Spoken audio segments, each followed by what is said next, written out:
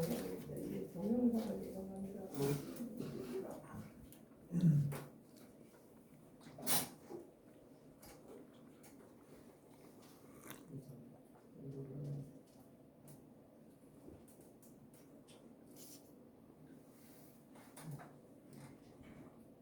우리 성경을 보면은 다니엘서에도 그렇고 이제 계시록에도 그렇고 일곱 머리 열 뿔이 나오죠. 예.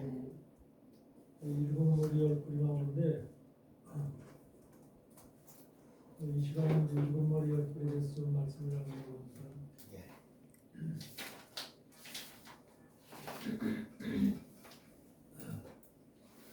읽어 계시록 12장 3절에는 한 큰 붉은 용이 계시록 12장 3절 앞에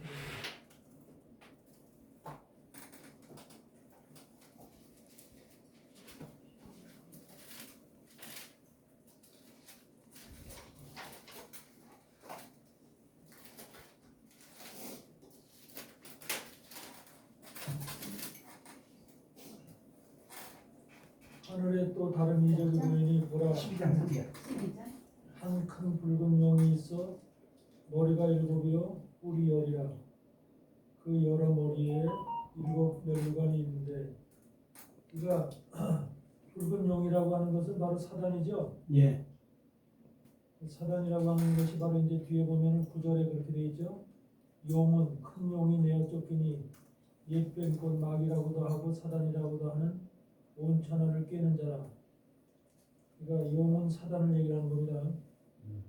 그래서 붉은 용이 있는데 붉은 용이 뭘 가지고 있냐면 머리가 일곱이고 뿔이 열이라. 이것에 대해서 이제 사실 여러 가지 의견들이 꽤 있는데 일곱 머리라는 것이 과연 뭐냐? 붉은 용이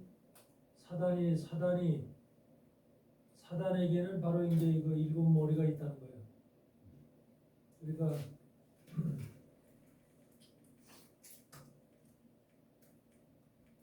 우리가 이제 일반적으로 얘기할 때 그 일곱 머리라고 할 때 그것은 이제 G7 국가들을 얘기하는 게 아니냐 이렇게 얘기를 많이들 하죠. 예. 그래서 세계의 그 이제 잘 사는 선진국들 중에서 G7이라고 하는 것을 만들어서 그 G7 국가를 통해서 이제 뭐 세계의 모든 것들을 의논하고 특별히 이제 정치적, 경제적, 군사적 모든 것들이 이제 G7을 통해서 의논하죠. 이번에도 G7 그 회의가 캐나다에서 있었죠. 예. 이재명이는 거기 갔다가 이제 만나지도 못하고 왕따만 나오고 왔는데 G7이라고 하는 것이 이제 세계를 다스리는 머리 국가들이라고 볼 수 있죠. 머리 국가. 예. 근데 G7에 속해 있는 국가들을 보면은 거기다가 미국과 캐나다를 제외하고는 아메리카 대륙에 있는 미국과 캐나다를 제외하고는 전부 다 유럽에 있는 나라들이죠. 네. 유럽에 있죠. 네.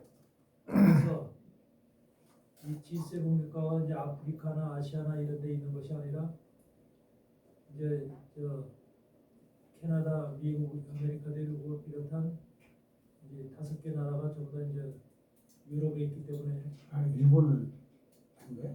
일본도 들어야 돼. 예. 러시아에서는 일본 하나 들어가죠. 그래서 이렇게 7개 나라가 있는데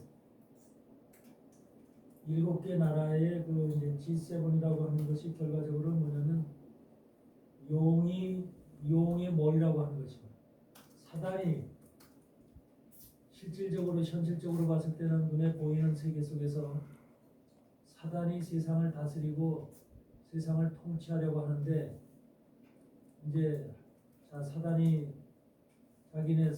계획한 대로 이 세상을 운영하려고 하는데 이 운영하려고 할 때에 이 5나라가 핵심돼서 모든 것들을 이들의 머릿속에서 나오는 지식이나 이들의 그 모든 그 이제 경험이나 이런 것을 통해서 경제적인 측면이나 군사적인 측면이나 이런 모든 것들을 통해서 세계를 운영하려고 하는 이 사단의 운영 계획이 바로 5나라를 통해서 나온다는 거죠. 근데 이 5나라를 가만히 보면은요, 사실은 뭐냐면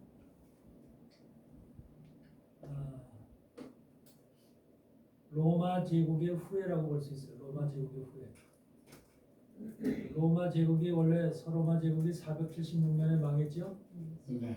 476년에 망하고 그동안 이제 신성 로마 제국이라고 하는 것으로 이제 영맥을 1000년 동안 중세기 동안 유지해 왔었는데 신성 로마 제국이라고 하는 것은 결과적으로 카를 대제, 사를마녀 대제, 사를마녀 대제라고 해서 800년, 서기 800년 12월 25일 날 레오 3세라고 교황 레오 3세가 샤를마녀 대제에게 그 왕관을 씌워주면서 황제의 관을 씌워주면서 교황청에서 황제의 관을 씌워주면서 그것이 이제 황제로서 이제 신성 로마 제국의 황제로서 한마디로 그때 이제 그 가치를 부여했던 그런 사건을 두고서 이제 신성 로마 제국이 시작되는데 이게 신성 로마 제국이 샤를마녀 대제로부터 시작됐다고 하는 그 학자들도 있고 또 한편으로는 그 오토 대제라고 해서 960 AD 962년에 프랑크의 오토 대제, 프랑크족의 오토 대제라고 하는 그런 사람을 통해서 교황 요한 12세에 의해서 또 이제 그 관을 받았다, 황제의 관을 받았다 그래가지고서 962년도에 시작됐다라고 하는 얘기도 있고 그래요. 두 가지 측면이 있는데 800년도에 시작했던 962년도에 시작됐던 하여튼 이들의 세력들이 바로 언제 그 신성 로마 제국의 이름이 계속해서 거의 한 1000년 동안을 유지해 오다가 1806년도 8월 6일 날 한마디로 말하면 1806년도 8월 6일 날 신성 로마 제국의 그 깃발이 내려지거든요. 그래서 이제 뭐냐면 합스부르크, 오스트리아의 합스부르크의 프렌치 2세라고 하는 그 황제가 신성 로마 제국의 마지막 황제인데 이 프렌치 2세가 바로 이제 자기는 이제 더 이상 신성 로마 제국의 황제로서의 그것을 안 하겠다고 자기 스스로가 그걸 갖다 이제 자리에서 내려왔죠. 그러므로 인해서 신성 로마 제국이 멸망이 됐는데 사실은 나폴레옹에 의해서 그것이 그렇게 된 거예요. 그래서 나폴레옹이라고 하는 프랑스 황제가 등장함으로 인해서 신성 로마 제국이 끝을 맞게 되는데 사실은 이 신성 로마 제국이 끝이 남으로 인해서 명맥상으로 이름상으로는 신성 로마 제국이 끝이 났지만 사실은 신성 로마 제국이 어디냐면 그 1906년도까지 지속이 되거든요. 1906년도까지 지속이 되면서 내부적으로는 그래서 이제 그 과정 속에서 오스트리아하고 이제 이런 여러 가지 문제로 인해서 이제 독일하고 이제 그 이탈리아하고 무솔리니하고 이제 이래서 1차 세계대전이 일어나는 것이 바로 그 이제 끄트머리에서 이제 신성 로마 제국의 그런 끄트머리에서 1차 세계대전이 일어나는 것인데 이 1차 세계대전이 발발함으로 인해서 결과적으로는 이 신성 로마 제국의 모든 것이 끝났다. 1, 2차 세계대전을 통해서 이제 유럽에서 이제 거대한 전쟁이 발생함으로 인해서 이런 로마 제국의 모든 것들이 이제 다 끊어졌다라고 하는 이런 결론을 내지만 실질적으로는 제2차 세계대전이 끝난 이후에 국제연합이 만들어지고 유엔이 만들어지면서 신성 로마 제국이 사실은 유럽에서 그 명맥을 이어가면서 계속해서 유럽 공동체로 지금 만들어진 거죠. 이 유럽 공동체가 지금은 유럽은 유럽 공동체라고 그러죠. 국경이 없죠. 화폐가 따로 없죠. 네. 유럽 공동체는 국경과 화폐가 없습니다. 서로 왔다 갔다 왕래하죠. 나라처럼 그것이 이제 그 바로 이제 신성 로마 제국이 로마 제국의 바로 이제 이런 예전의 로마 제국이 가지고 있던 그러한 것들을 바로 지금 EU 공동체라고 하는 것으로 인해서 해서 그들이 지금 모든 정치 경제 그 군사 이런 모든 부분을 갖다가 지금 통합해서 하고 있는 이런 현실이 지금 나타나고 있는 거죠. 그래서 이런 나라들 결과적으로는 신성 로마 제국의 뿌리가 계속해서 EU 공동체라고 하는 것으로 연결되면서 그 안에서 G7 국가들이 나오고 있다라고 하는 것은 결과적으로 사단이 그들을 통해서 신성 로마 제국의 이러한 것이 마지막 지금 종말에도 결과적으로 정치적으로 사단이 그들을 사용하고 있다. 그들의 그 모든 정치 세력과 모든 세력, 경제적인 군사적인 세력들을 사용하고 있다 이렇게 볼 수가 있는 거죠. 그래서 그런데 거기서 뭐라고 하냐면 계시록 17장 3절에 보면은 여자와 그 탄바 7머리와 10꼴 가진 짐승의 비밀이라고 하면서 여자가 붉은빛 짐승을 탔는데 그 짐승의 몸에 참난된 이름들이 있고 7머리와 10꼴 여자가 붉은빛 짐승을 탔대요. 근데 그 붉은빛 짐승이 7머리와 10뿔이 있는 붉은빛 짐승을 탔는데 그 여자가 여기서 나오는 여자는 누구예요? 음냐 교회. 카톨릭 교회를 상징하는 카톨릭이죠. 네. 결과적으로 교회를 상징하는 카톨릭인데 사실은 이 안에 오늘날 개신교들도 WCC를 통해서 WE를 통해서 이미 그 음녀라고 하는 여자 속에 다 포함이 되어 있죠. 예. 이렇게 되어 있는 것이고 그런데 그것이 그들이 어디에 타 있냐면은 카톨릭의 교황청 세력이 7머리와 10뿔 가진 10뿔의 등에 타 있다는 거예요. 예. 그렇기 때문에 개돌이. 이 지금 G7 국가의 그 G7 국가들의 지금 등 위에 타 있는 것이 교황 체제라는 거죠. 네. 그러니까 교황 체제를 이끌어가는 핵심 세력들이 지금 7머리와 10뿔이라고 하는 것인데 10뿔이라고 하는 것은 지금 나타나지는 않았지만 이것이 지금 다 구성이 되어 있죠. 10뿔이라는 세력이 지금 세계 각국에 적그리스도가 등장하기 전에 이 세상을 통치하기 위해서는 10개 권역으로 지금 나눠져 있죠. 세계가. 예. 그래서 10개 권역의 최고의 그 한마디로 10개 권역을 다스리는 왕들이 세워지는데 그 열왕이라고 그러죠. 예. 있을 때 이것을 갖다 10뿔이라고 얘기를 하는데 바로 이런 10개 권역이 지금 나눠져 있다. 근데 지금 여기서 지금 이 10개 권역이 지금 아마 앞으로는 조금 흔들리지 않을까 하는 생각이 들어가는데 왜 그러냐면 우리 한국이 10개 권역 속에서 중국에게 속해 있죠. 예. 중국에게 속해 있고 일본은 별도의 권역에 속해 있죠. 예. 일본은 별도의 권역에 속해 있는데 이것이 지금 앞으로 어떻게 변화가 될지는 지금 확실히 모르겠지만 지금 일본이 어쩌면 거기에서 권역에서 떨어져 나갈 수가 있어요. 일본이 떨어져 나갈 수가 있고 이 한국이 독립적으로 지금 중국하고 일본을 떼쳐놓고 한국이 독립적으로 독립을 할 수 있는 권역에서 이런 상황이 될 수도 있어요. 왜 그러냐면 그것이 지금 세계의 경제 상황이라든지 또는 그런 군사적인 상황이 한국이 지금 일본이나 이런 나라보다 훨씬 월등하게 지금 높아지고 있기 때문에 그리고 또 일본이라는 국가가 지금 나라가 굉장히 그 지진이나 여러 가지로 지금 자연재해로 인해서 앞으로 어떻게 될지 모르는 불안한 상황 속에 있기 때문에 일본이 과연 지금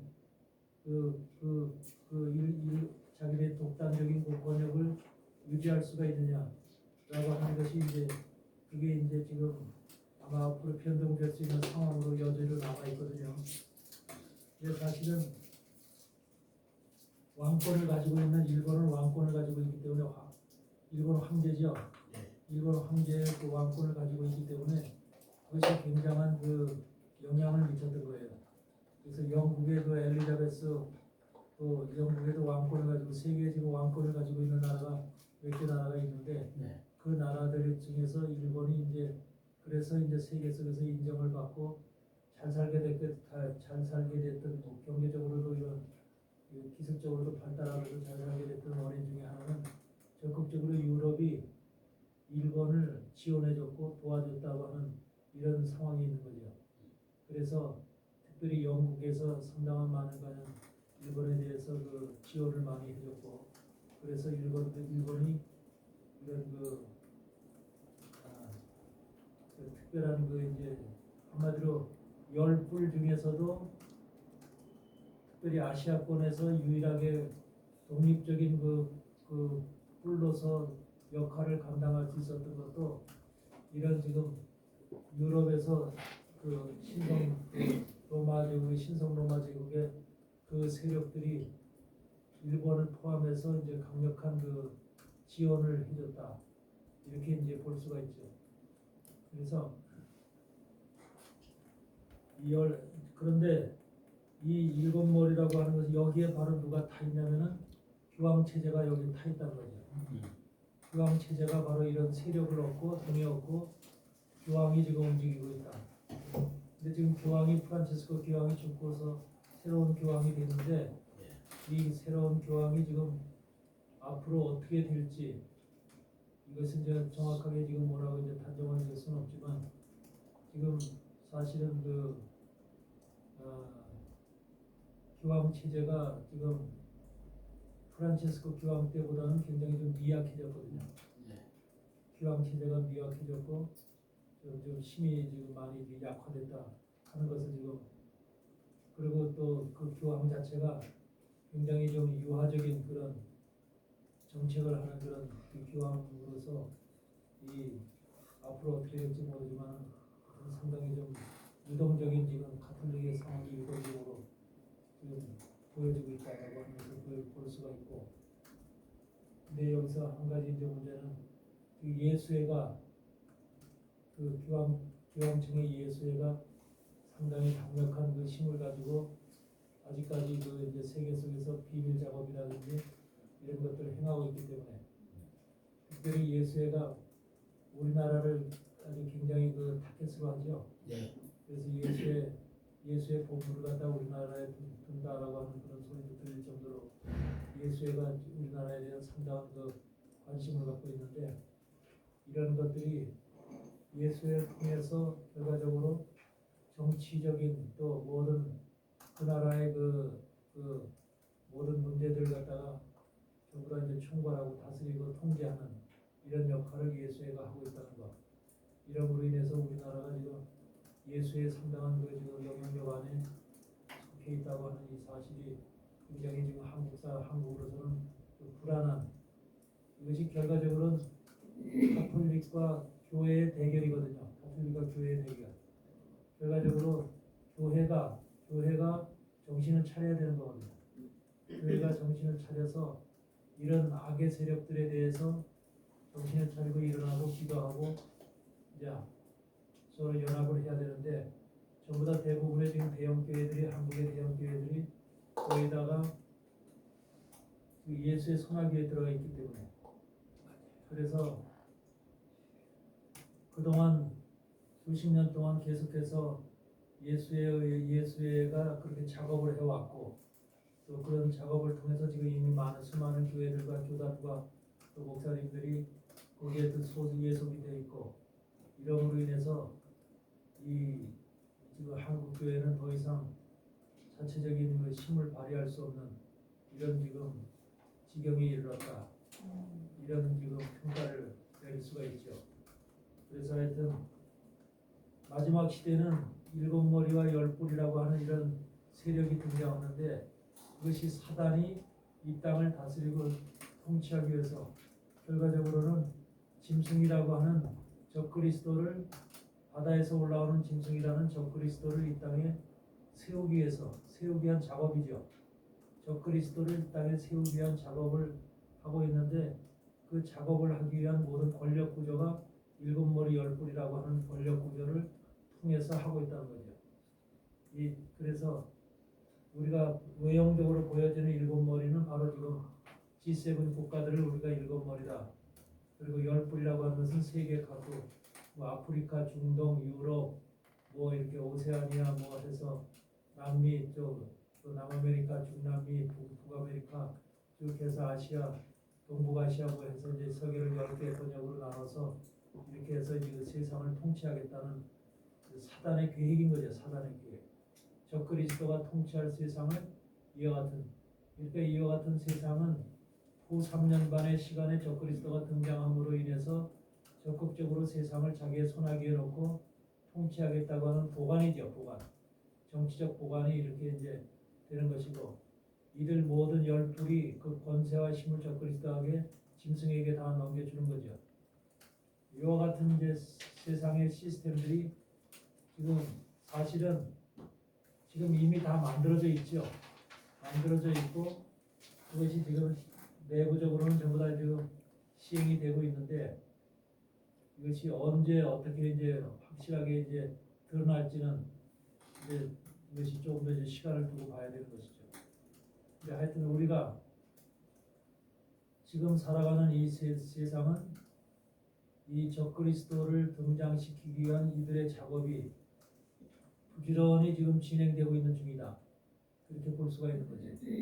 그래서 이 작업이 지금 진행되고 있는데, 이런 상황 가운데서 지금 사실은 그 이스라엘과 이란의 전쟁뿐만 아니라 세계적인 이런 지금 앞으로 점점 더 많은 자연재해뿐만 아니라 전쟁을 통해서 세상이 불안해지는 이러한 요소가 점점 더 강해질 것이다. 이 강해짐으로 인해서 온 세계 인류들이 전부 다 지금 불안하고 초조해하는 이런 상황 속으로 몰려 들어갈 수가 있다. 이것이 바로 이제 환란의 시작이면서 이런 것이 이제 바로 모든 것이 이제 적그리스도가 등장하기 위한 발판을 마련해 놓는 이런 상황이기 때문에, 이런 상황을 우리는 요 주위에서 이제 살펴봐야 될 필요가 있는 것이고,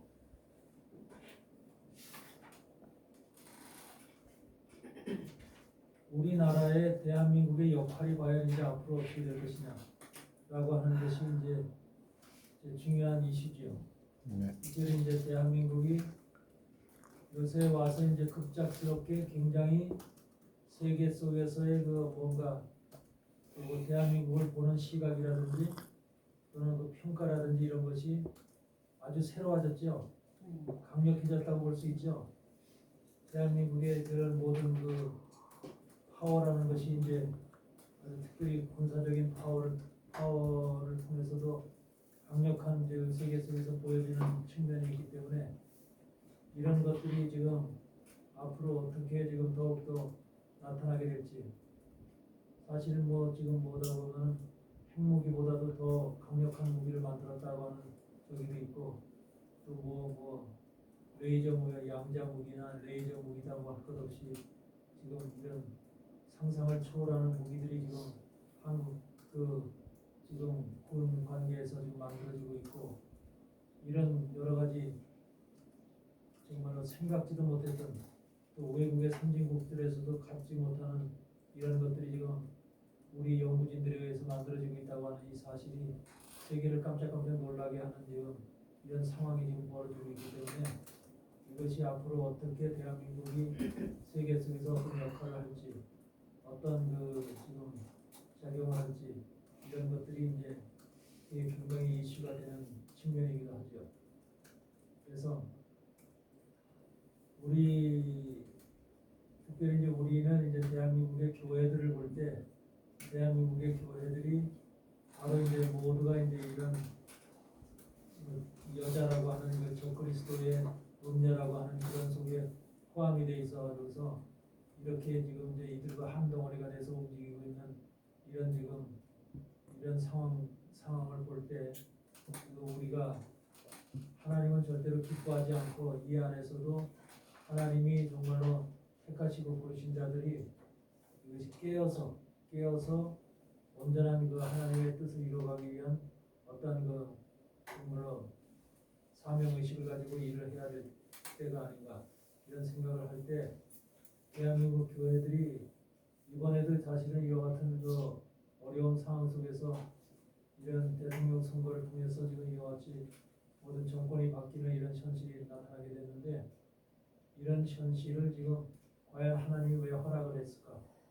왜 이런 환경을 대한민국에 주어서 사실 정치적인 분야에서 지금 굉장히 지금 세계 속에서도 지금 인정을 받지 못하고 나토 회의에도 참석하지 못하고 이런 지금 현상들이 벌어졌잖아요. 예.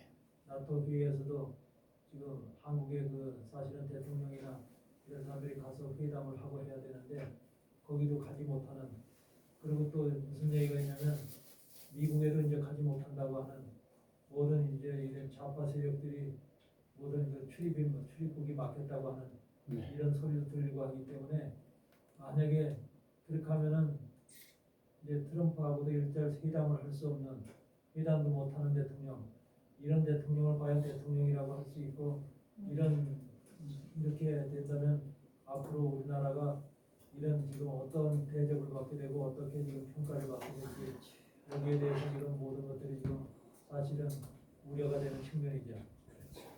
그래서 이런 부분들을 봤을 때 이건 우스갯소리지만 어떤 사람들은 미국에 있는 트럼프 대통령 총 맞은 것도, 귀에 총 맞고 한 것도 예언했던 그 목사님 있잖아. 그 목사님이 예언하기를 한국에는 지금 지도자가 아니라 바뀔 것이다, 이렇게 예언했다잖아요.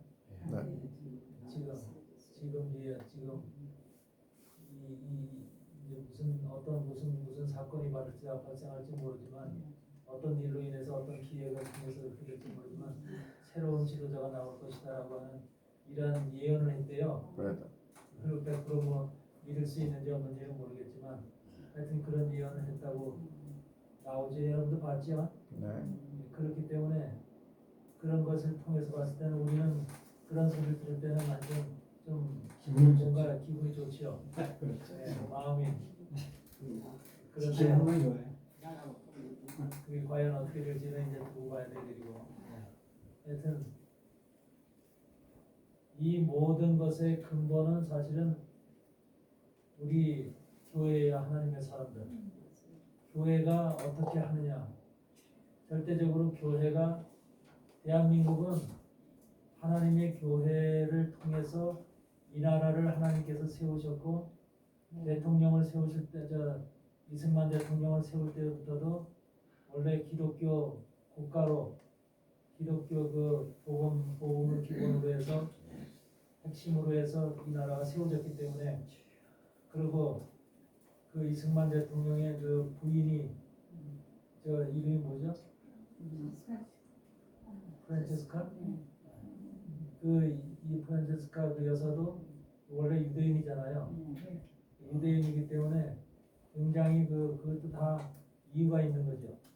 그래서 이승만 대통령과 또 유대인이 또 부부관계가 돼가지고 이렇게 됐기 때문에, 이 나라를 세울 때서부터, 이 나라가 독립을 해서 국가로 출발할 때서부터 이미 우리나라는, 한국은, 대한민국은 기독교 정신을 가지고 또 유대인과 이스라엘과 서로 연결할 수밖에 없는 그런 관계성으로 하나님께서 맺어놓으셨다는 거죠. 그래서 이스라엘을 향해서 우리는 지금도 전쟁 중에 있고 하고 불안한 여러 가지, 이스라엘도 요새 자연재해가 많은 것 같아. 근데 그런 것들을 위해서 기도를 해줘야 돼요, 우리가.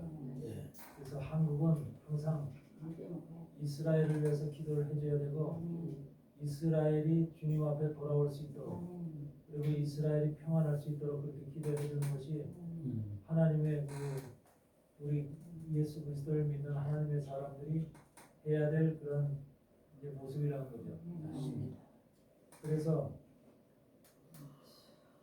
일곱 머리 열 뿔이라고 하는 것이 바로 이제 앞으로 등장되어질, 이미 나타나 있죠. 일곱 머리라고 하는 것이 이미 나타나 있는데, 이것을 우리는 이제 실질적으로 현실적으로 보는 측면에서 그런 것을 하고 있고, 그러면 일곱 머리 열 뿔이라고 하는 것을 우리가 영적으로 이것을 바라보면은 결국은 어떤 측면으로 이걸 해석할 수가 있느냐? 용이라고 하는 용이 바로 일곱 머리 열 뿔을 사용하는 그런 용의 입장에서는 사단의 입장에서는 그것을 갖다가 바로 이 세상 가운데 펼치기 위해서 일곱 머리를 사용하고 있거든요. 그 열 뿔이라고 하는 것을 이제 같이 사용을 하고 있는데 그 영적으로는 바로 일곱 머리가 뭘 의미할까?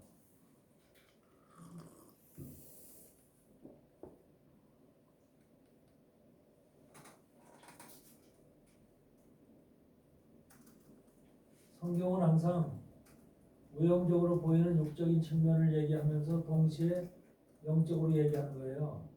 그러니까 양쪽을 다 볼 수 있는 그 영안이 있어야 되는 거예요.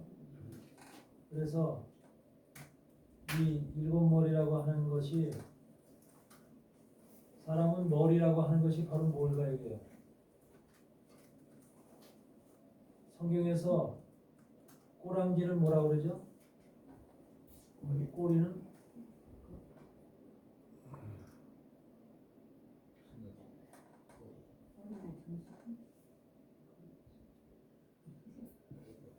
꼬리는 거짓 선지자를 얘기하죠.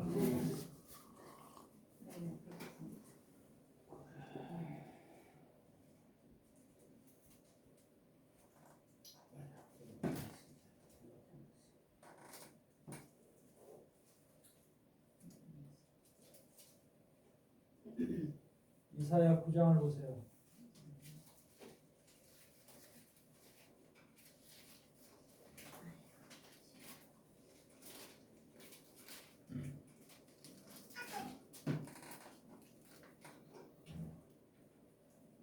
이사야 9장 13절을 보면은 이 백성이 오히려 자기들을 치시는 자에게로 돌아오지 아니하며 만군의 여호와를 찾지 아니하는도다.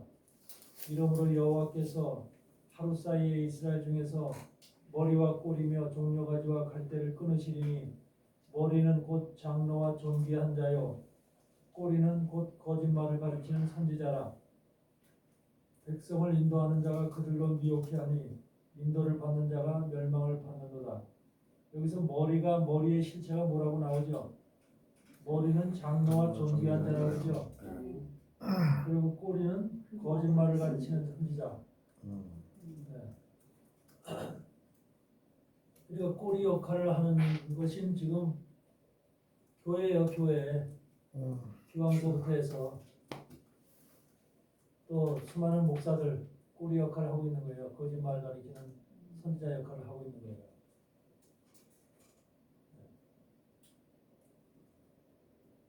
그래서 머리가 바로 장로와 존귀한 자요 그랬단 말이에요. 그럼 일곱 머리도 존귀한 자겠지요, 누군가.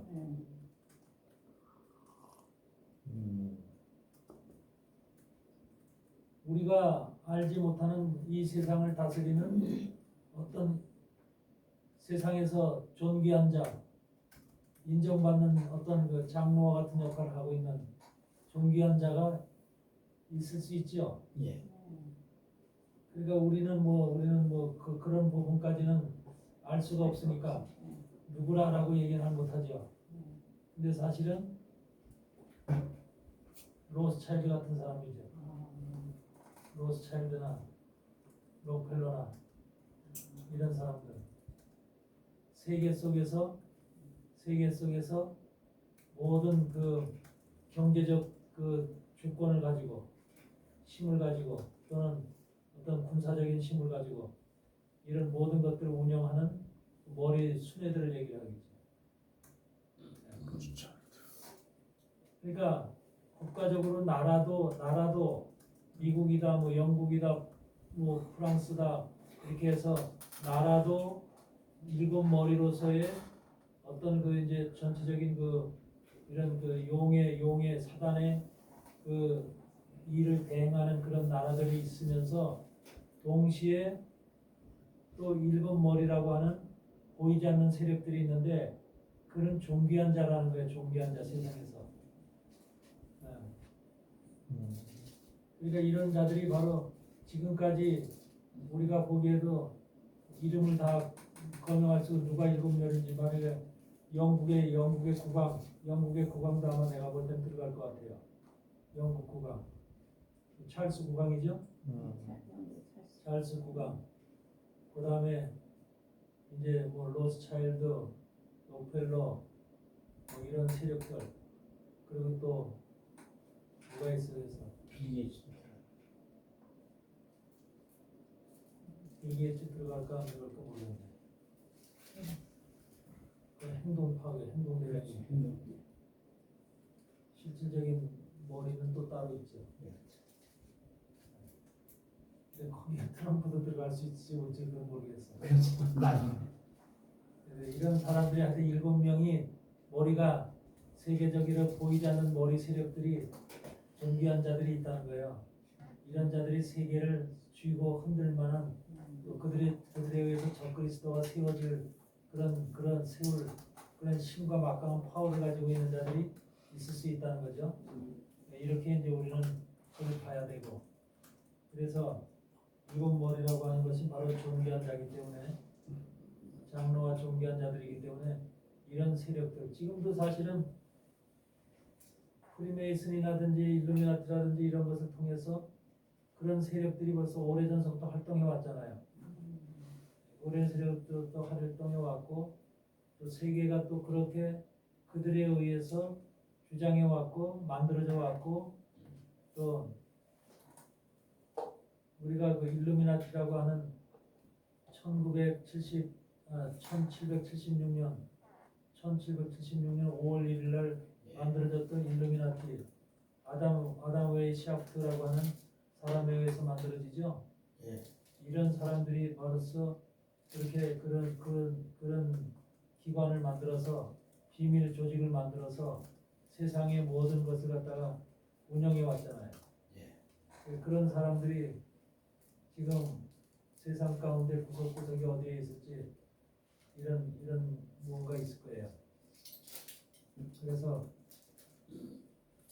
이런 머리하고 꼬리라고 하는 이런 세력들이 지금 세상에 존재하고 있다.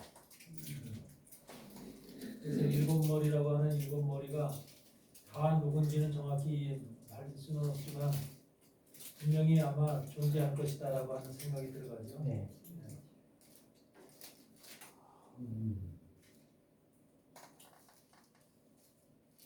그리고 열불이라고 하는 것도 이제 각 지역에 그 지역의 책임을 받고 있는 바로 권세를 가진 자.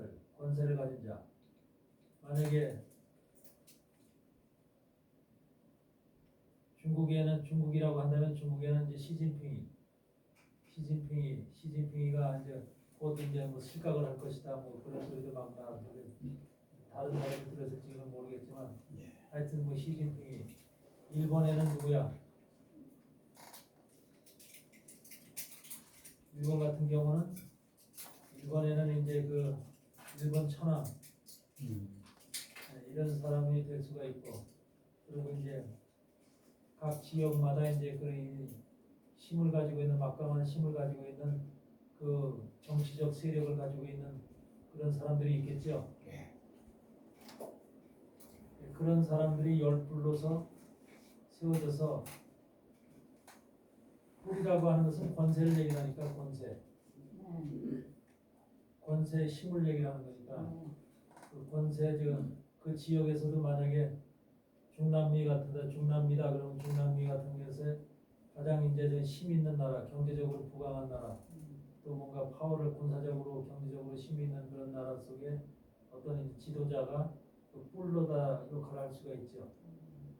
남미 같은 경우는 남미 브라질이나 아르헨티나 이런 뭐 칠레나 이런 것 중에서 브라질 대통령이 뭔가 뿔이 된다든지 뭔가 이런 뭔가 할 수가 있겠죠. 이런 사람들이 이제 이런 열불로서의 역할을 하는 이런 상황을 이제 우리는 볼 수가 있는 것이죠.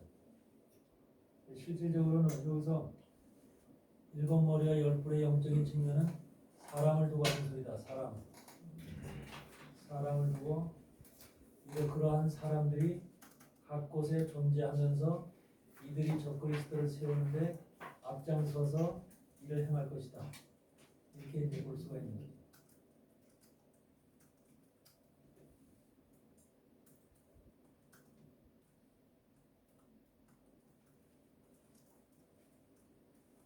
사실 이런 세력들은 이미 다 지금 만들어져 있어요. 만들어져 있고 우리가 이제 그 구석구석을 다 사실은 모르지만 이미 다 만들어져서 있어서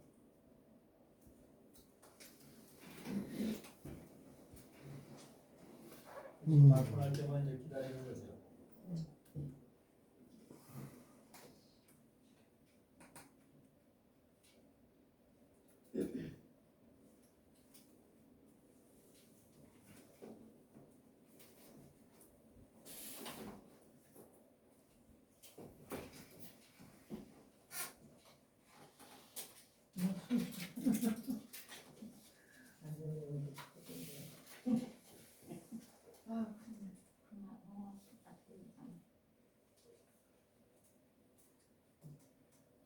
이스라엘의 팔레스타인이라고 하는 이름은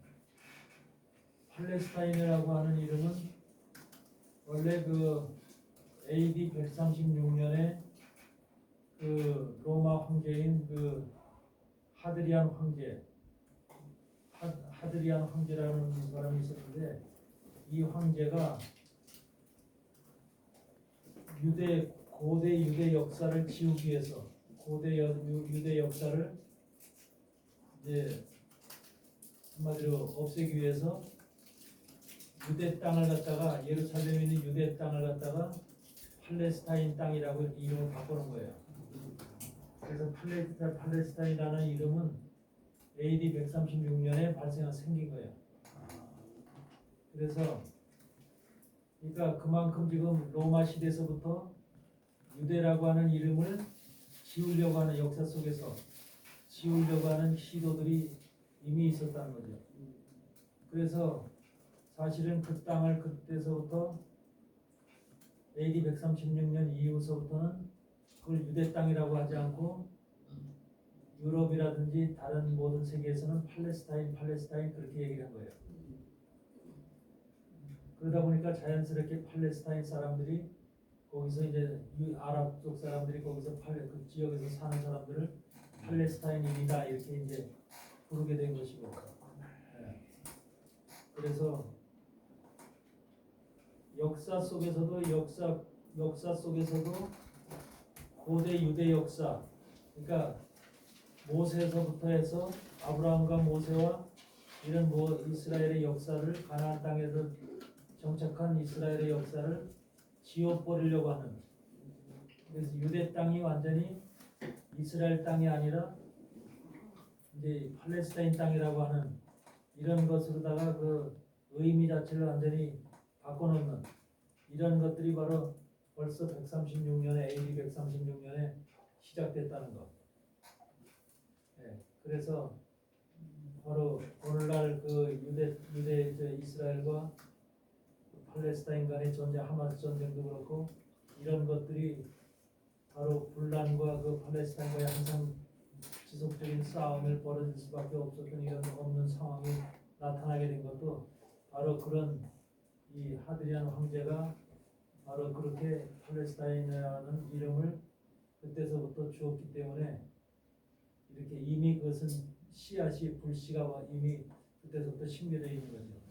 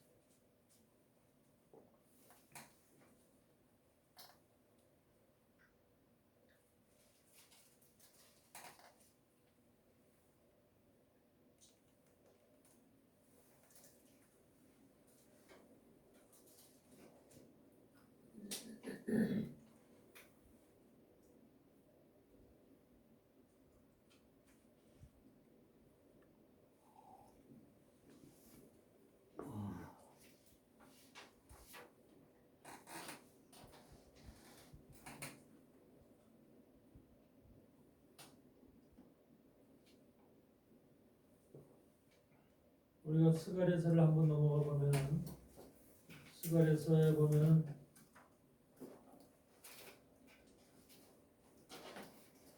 하나님께서는 스가랴 1장 3절에서 뭐라고 얘기하고 있냐면 그러므로 너는 우리에게 고하기를 만군의 여호와께서 이처럼 이르시되 너희는 내게로 돌아오라 나 만군의 여호와의 말이니라 그리하면 내가 너희에게로 돌아가리라. 하나님께서 뭐냐면 너희가 내게 돌아오라는 거야. 그래야 내가 너희에게 돌아가리라는 거야. 그러니까 우리가 하나님 앞에 돌아가는 것이 순서라는 거야. 순서. 우리가 하나님 앞에 돌아가고 우리가 하나님을 찾는 것이 순서라는 거야. 그래서 우리의 신앙도 마찬가지예요. 하나님 앞에 먼저 내가 서야 되고 하나님 앞에 무릎을 꿇어야 되고 그것이 하나님을 믿는 믿음의 사람들의 먼저 해야 될 순서라는 거죠. 하나님이 우리에게 먼저 나타나지 않는다는 거예요. 내가 하나님 앞에 무릎을 꿇고 하나님 앞에 구할 때 하나님도 나에게 모습을 드러내고 나한테 방향을 돌리고 나의 부르짖음에 대해서 응답할 수가 있는 거죠. 예. 근데 그렇게 돌아올 때 어떻게 하냐면 4절에 보니까 너의 열조를 본받지 말라. 옛적 선지자들이 그들에게 외쳐가로되 만군의 여호와께서 말씀하시기를 너희가 악한 길 악한 행실을 떠나서 돌아오라 해. 악한 길과 악한 행실을 떠나서 돌아오라는 거예요. 악한 길 악한 행실. 악한 길이라는 게 무슨 길이에요?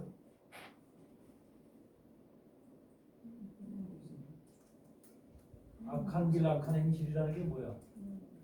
무슨 악한 길?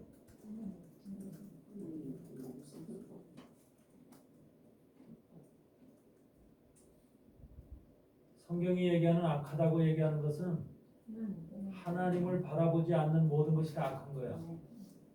그러니까 하나님 앞에 온전하게 내가 정면으로 하나님을 바라보고 정면으로 하나님을 향해서 있는 그것이 선한 길이고 이 하나님을 바라보는 것에서 내가 조금이라도 방향을 틀게 되면 그게 악한 길이야. 그 사단이 원하는 길이고 사단이 바로 우리를 이끌어가는 길이 바로 악한 길이야. 그러니까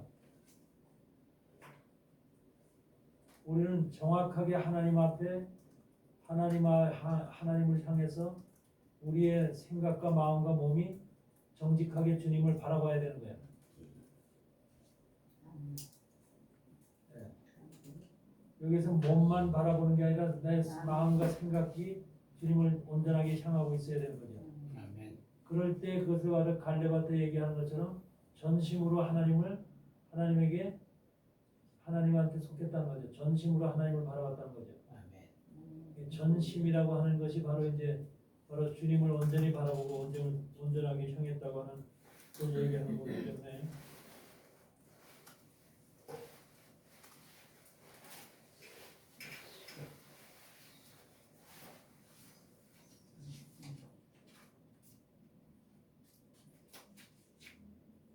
이스라엘을 범하는 자는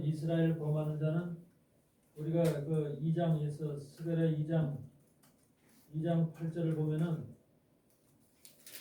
만군의 여호와께서 이같이 말씀하시되 너희를 노력한 열국으로 영광을 위하여 나를 보내셨나니 물론 너희를 범하는 자는 그의 눈동자를 범하는 것이라 그랬어.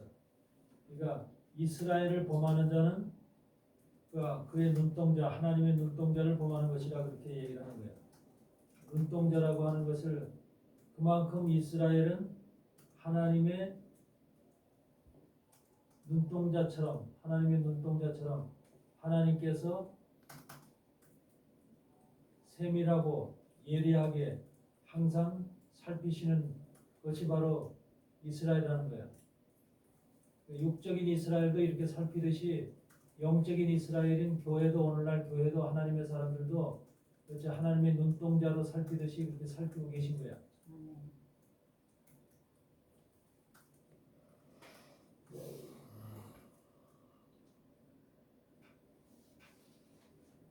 마지막 이 스가랴서라고 하는 것은 주로 이제 종말에 대한 것들을 갖다 말씀하시는 내용들이기 때문에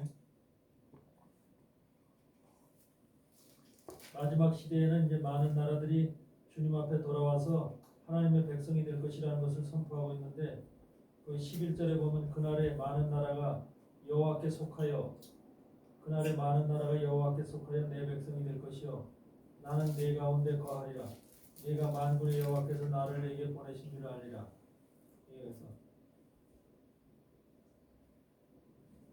그러니까 많은 나라가 여호와께 속하여 내 백성이 될 것이라는 것을 말씀하고 있는 거예요. 그러니까 하나님은 많은 나라가 또 많은 사람들이 하나님 앞에 돌아와서 하나님의 백성이 되는 것을 하나님이 기뻐하시죠. 예. 그러므로 인해서 이스라엘만 구원하고자 하는 게 아니라 모든 열방으로 하여금 하나님 앞에 돌아오라는 거죠. 하나님의 형상으로 지음받은 모든 인생들아 내게 돌아오라는 거야. 결과적으로 내게 돌아오라. 그래서 이스라엘이라고 하는 나라를 모범으로 표본으로 삼아서 한마디로 말하면 그들 이스라엘이 어떻게 살아가는가 어떻게 지금 하나님이 이끌어 가시는가를 그들을 통해서 하나님의 살아계심과 하나님의 자비하심을 보여주는 거죠. 예스.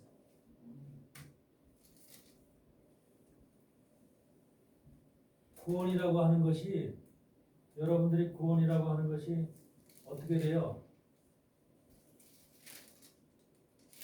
여러분 노력으로 구원되는 거예요? 여러분이 열심히 했더니 구원받았어요? 어떻게 구원받아요?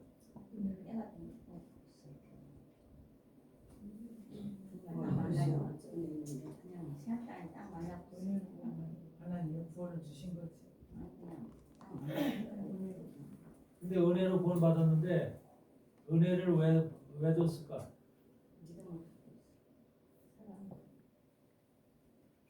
씨가 있기 때문에.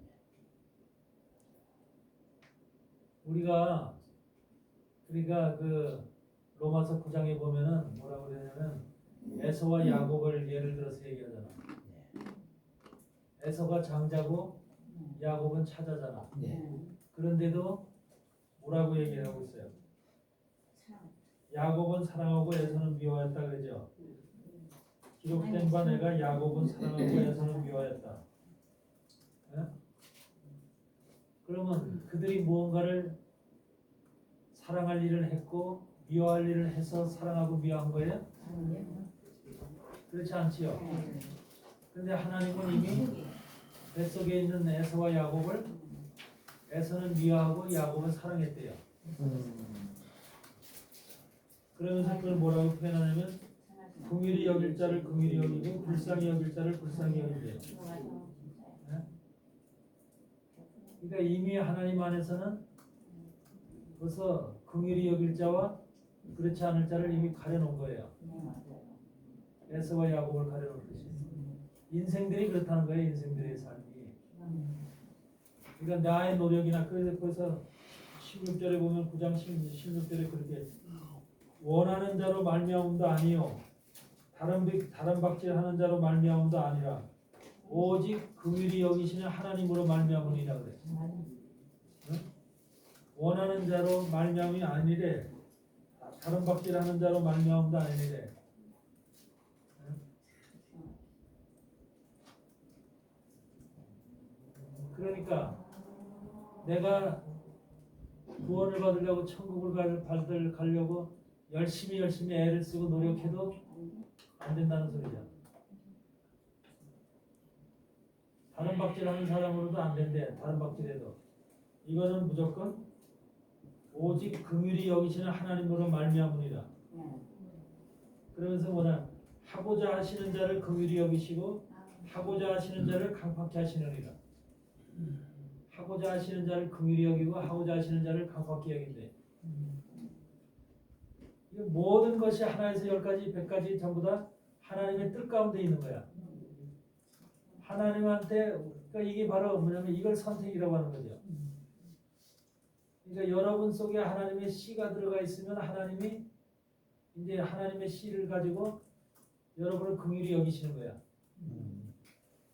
근데 우리는 누가 씨가 있는지 누가 씨가 없는지 몰라.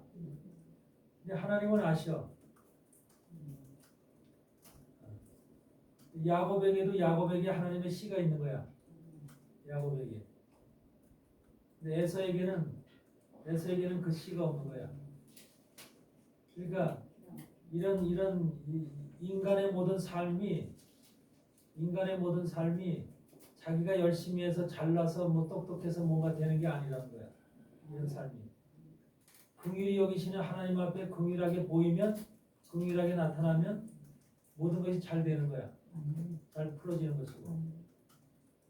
그러니까 우리가 앞으로 뒤로 넘어져도 코가 깨진다는 말이 있듯이 뒤로 넘어져도 안 될 사람은 안 되는 거야. 응? 안 될 사람도 뭐 그냥 하면 되는 거고. 세상에서도 그런 말이 있잖아. 그러니까 사람의 노력이나 애씀이나 지식이나 뭘 가지고 돈이나 뭘 가지고 되는 게 아니라는 거죠. 이런 엄청난 것들이 지금 그러니까 우리 세상 일은 그렇잖아. 노력하고 열심히 하면 된다라는 의식이 있잖아. 교회 안에서도 그걸 가지고 들어와 가지고 열심히 믿고 열심히 노력하면은 그래서 봉사하고 충성하고 헌신하면은 뭔가 될 거라는 그런 생각 속에서 우리가 교회 생활을 하는 거야. 이런 것들이 지금 있는 거야. 복음 선거에도 그게 나온 거죠. 할 수 있다, 하면 된다, 해보자. 그렇지. 되게 생각나네.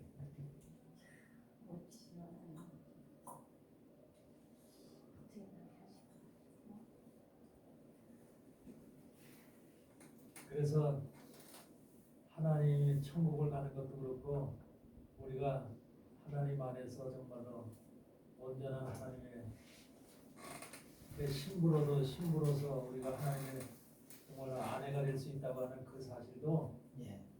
우리의 생각이나 우리의 의지로 나서는 게 아니야. 하나님의 절대적인 선택인 거야.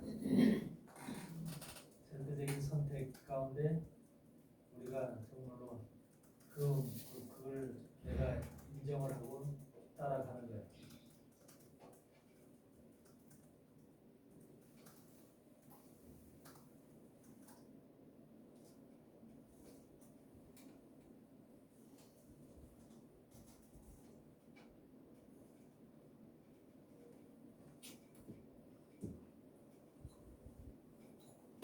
우리가 스가랴서 3장을 보면은 재미난 말씀이 있어요. 3장 1절부터 한번 보시면 대제사장 여호수아는 여호와의 사자 앞에 섰고 사단은 그 우편에 서서 그를 대적하는 것을 여호와께서 내게 보이시니라. 여호와께서 사단에게 이르시되 사단아 여호와가 너를 책망하노라. 예루살렘을 택한 여호와가 너를 책망하노라. 이는 불에서 꺼낸 거슬린 나무가 아니냐 하실 때에 그래서 보니까 지금 사단이 대제사장 여호수아를 갖다가 지금 하나님 우편에 서서 그를 대적하는 거예요. 사단은 항상 대적하는 영이잖아. 그래서 한마디로 얘가 더럽대요, 얘가 죄졌대요, 얘는 한마디로 말해서 멸망 받아야 된대요 하면서 계속해서 우리를 갖다가 지오집 가운데 처박아 놓는 것이 바로 사단의 의도야. 대제사장 여호수아라면은 엄청나게 큰 신분이잖아. 예. 근데 대제사장 여호수아를 뭐냐면 하나님은 뭐라 그러냐면 대제사장 여호수아를 불에서 꺼낸 거슬린 나무가 아니냐 이랬네요. 불에서 꺼낸 거슬린 나무.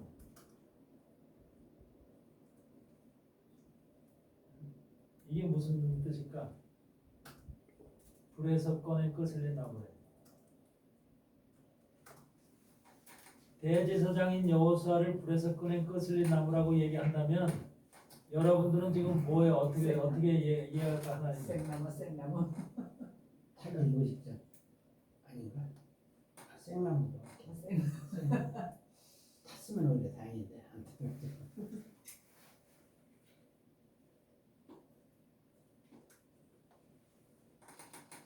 그래서 불에서 꺼냈대. 불에서 꺼냈는데 여기서 거슬린 나무라고 하는 이 말이 무슨 말인지 아세요?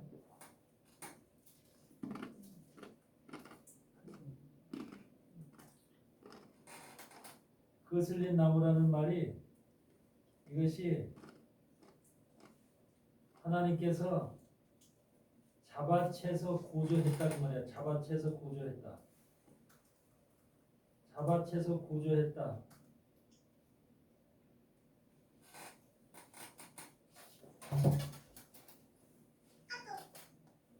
그러니까 거슬린 나무라는 것이 그냥 불에 거슬렸던 나무 같이 생각하자 우리는 네. 이해가 되잖아. 네. 근데 그 말의 속뜻에서는 무슨 뜻이냐면 하나님께서 대제사장 여호사를 잡아채서 바로 잡아채 가지고 그를 구출해냈다, 구해냈다 그 말이야. 잡아채서 구해냈다. 그러니까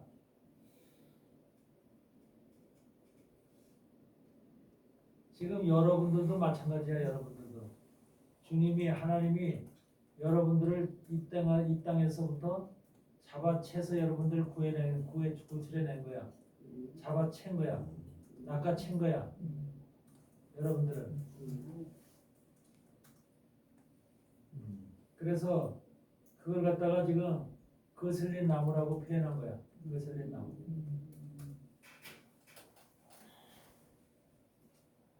근데 거슬린 나무라면 보기 좋은 나무야, 보기 나쁜 나무야. 심하죠. 나무라면은 완전히 다 타서 재가 되든지 그래야죠. 근데 타다가 만 거죠. 네. 그러니까 보기 싫죠. 흉하지. 시커멓습니다. 예. 근데 우리의 모습이 그래요, 사실. 우리 모습들이 다 거슬린 나무. 우리 모습. 예수 그리스도로 인해서 하나님의 사람들이 됐지만 성령의 불로 우리를 태우는 것이거든. 계속 채우는데 우리 나무 자체가 우리 육체 자체가 계속해서 거슬리기만 하고 있는 거예요. 거슬리고. 그래서 그렇지만 하나님께서 그를 갖다 구해냈다는 거야. 잡아채서 끄집어냈다. 그러면서 뭐라면 3절에 여호수아가 더러운 옷을 입고 천사 앞에 섰는지라. 여호수아가 대제사장 여호수아인데도 불구하고 더러운 옷을 입고 있대. 더러운 옷을 입고. 근데 이 더러운이라는 말이 히브리어는 초라는 말인데 이 더러운이라고 하는 이 말 속에는 무슨 뭐가 있냐면 아주 더러운 쓰레기, 오물, 지독히 더러운 추잡한 그리고 신뢰할 수 없는 속임, 사기 이런 것이 전부 다 있는 더러운 옷. 그러니까 그 더러운 옷이라는 것이 이 속에 옷이라는 것이 그 사람의 신분을 나타내잖아. 네. 옷이라는 무슨 옷을 입고 있느냐에 따라서 신분이 나타나는 것인데 그리고 내용이 이제 그 더러운 옷이라는 더러운 때들이 이제 묻혀있는데 그 때가 바로 추잡한 때, 더러운 때, 지독히 더러운 쓰레기 같은 오물 같은 또 이 신뢰할 수 없는 속임, 배반, 사기 이런 각종의 더러운 것들이 옷에 때가 묻어있는 그런 상태를 보여주는 거죠. 대제사장 여호수아가 그랬다는 거야. 그러면 우리는 어떻게 해서 대제사장보다 나아? 이럼에도 불구하고 이를 주님께서 낚아챘다는 거야.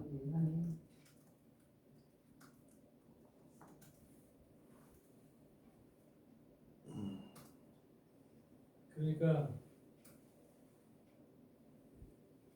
여호수아가 더러운 옷을 입고 천사 앞에 섰는지라 여호와께서 자기 앞에 선자들에게 명하여 그 더러운 옷을 벗기라 하시고 또 여호수아에게 이르시되 내가 네 죄가를 제하여 버렸으니 내게 아름다운 옷을 입히리라.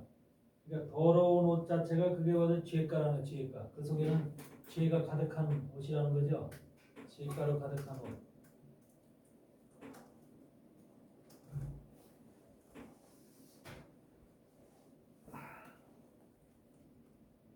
이 말씀을 읽으면서 뭘 느끼냐면 대제사장 여호수아가 이 정도면은 우리는 어떨까라는 것을 생각을 해보는 거야.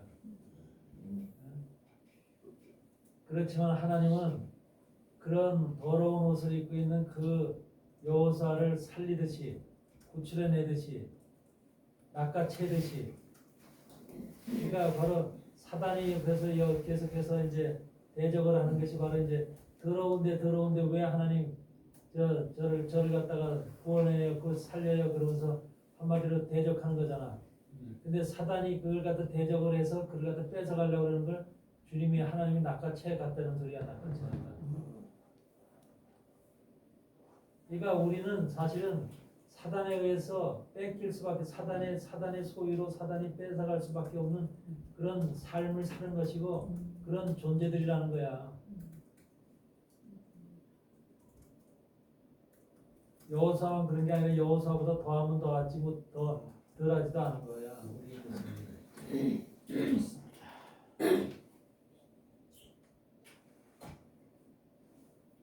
그러면서 죄가를 제하여 버렸으니 죄가를 제하여 버렸대.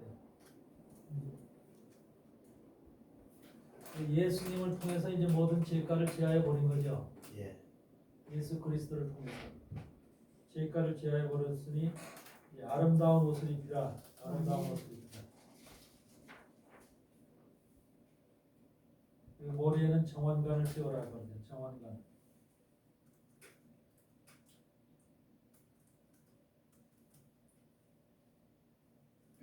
여기서 아름다운 옷이라는 것은 뭐냐면 그냥 아름다운 옷이 아니라 이것은 예복을 얘기하는 거예요. 예복.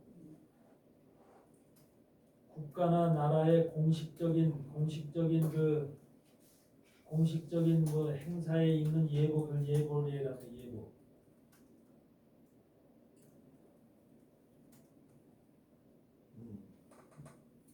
그러니까 여러분들이 이제 이 예복을 입어야 되거든. 아름다운 옷을. 그러니까 하늘나라의 공식적인 행사에 입는 예복이라는 거야. 공식적인 예복.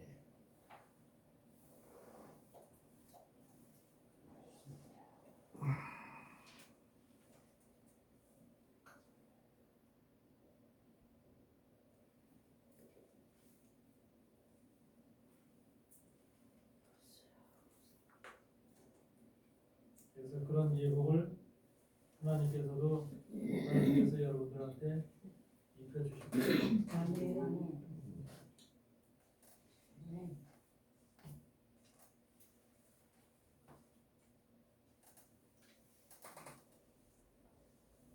절대로 우리의 잘남에 의해서 구원받는 게 아니고 우리는 이렇게 더러운 자들인데 사실은 그래도 하나님께서 그 모든 죄가를 전부 다 사하시고 더러운 옷을 벗기시고 아름다운 옷으로 우리를 갈아입히시고 정환관을 씌우시고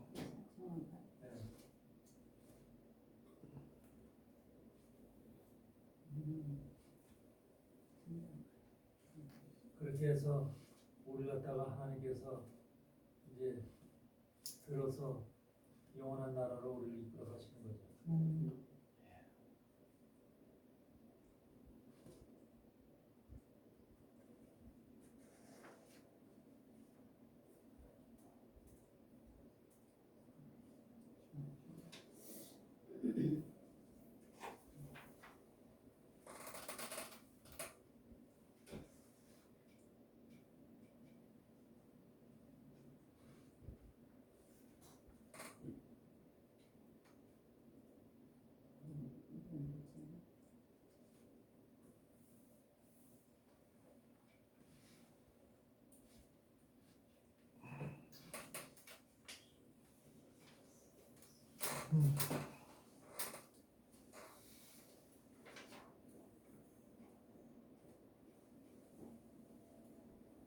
우리 3장의 그 스가랴 3장 8절을 보면은 대제사장 여호수아야 너와 내 앞에 앉은 네 동료들은 내 말을 들을 것이니라. 이들은 예표의 사람이라 내가 내 종순을 나게 하리라 그러죠. 예. 예표의 사람이래요. 그러니까 지금 여러분을 두고 하는 소리예요. 여러분들 앞으로 나올 사람들 예표의 사람인데 이 지금 여호수아가 여호수아에게 했던 하나님의 이런 일들을 바로 이 예표의 사람들에게도 동일하게 그렇게 하실 것이라는 거예요. 그래서 예표의 사람이라고 하는 이 말은 무슨 말이냐면 한마디로 말하면 그냥 예표 그러니까 우리가 미래의 사람이다 그렇게 느껴지죠. 예. 근데 여기서 이 사람은 무슨 사람이냐면 아주 그 경이로운 사람이라는 거예요. 경이로운 사람. 예표의 사람들인데 경이로운 사람이고 기적적인 사람이고 아주 그 불가사의한 그런 존재들이라는 거야. 그런 사람. 그러니까 그런 사람들이 바로 예표의 사람이라는 거야. 그러니까 미래 종말론적으로 얘기하는 것인데 종말론적으로 나타날 예표의 사람들이 대제사장 여호수아와 같은 그런 부류의 사람들이 바로 불가사의하고 정말 기이하고 신기한 정말로 이렇게 경이로운 이런 존재들이라는 거야. 이런 기적적인 그런 사람들이 바로 예표의 사람들이라는 거야. 그런 사람들이 나타날 것이라는 거야. 그런 사람들이. 정말에. 예. 그렇죠. 그런 사람들을 두고 하는 얘기죠. 그러니까 그냥 일반적인 그냥 예표의 사람이 아니라 그런 사람들이 나타날 것이다. 그것을 지금 얘기를 하는 거예요. 내가 내 종손을 나게 하리라 그랬죠. 예표의 사람이라 내가 내 종손을 나게 하리라. 그러니까 여기서 종손을 나게 한다는 이 말 자체는 뭐냐면 그런 사람들이 나게끔 내가 씨를 심겠다 그 말이잖아. 어? 싹이 나게끔 씨를 심게끔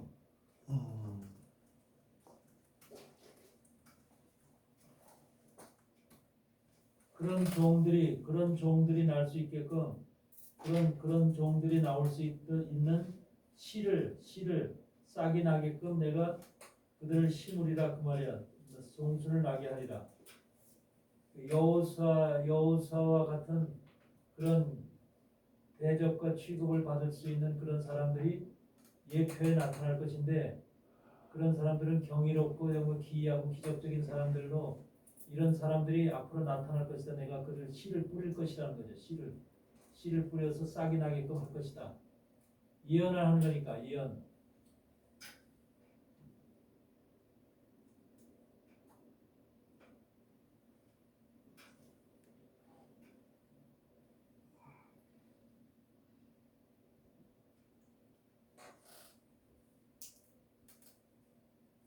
내 종 순을 나게 하리라 그랬으니까 순은 또 예수 그리스도로 의미하기도 하지 않나요? 메시아로 넷째로 가지.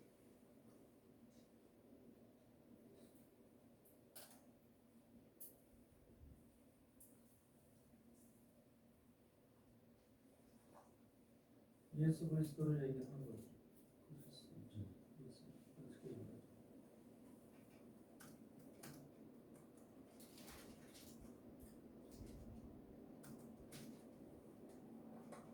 구절에 만군의 여호와가 말하노라 내가 너 여호수아 앞에 세운 돌을 보라 한 돌에 7눈이 있느니라. 이것은 이제 주님을 두고 하는 소리죠. 예수님이 이제 예수 세운 돌이 이제 예수님이죠. 예. 정말 반석으로 오실 예수님을 얘기하는 것인데 한 돌에 7눈이 있느니라. 내가 새길 것을 새기며 이 땅의 죄악을 하루에 제하리라. 그러니까 이것이 대제사장으로 오실 예수 그리스도가 바로 7눈을 가지고 오신다는 거죠.